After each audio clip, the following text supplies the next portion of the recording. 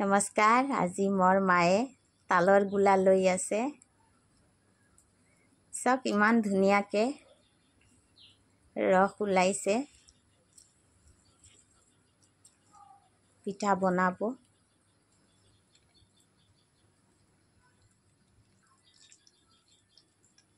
মায়ে চেপি কেনে ৰস ওলাইছে, এইটো নিজৰ ষ্টাইলত আৰু।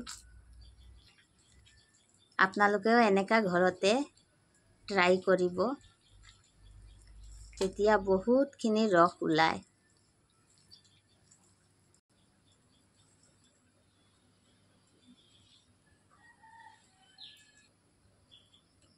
বছৰত এবাৰ তাল খাব লাগে। আজি মায়ে বনাব। আপোনালোকেও এনেকা ঘৰতে বনাই খাই চাব, ভাল লাগিব। আৰু মোৰ মাৰ কাৰণে বেছিকৈ লাইক, শ্বেয়াৰ আৰু ছাবস্ক্ৰাইব কৰিব। নমস্কাৰ।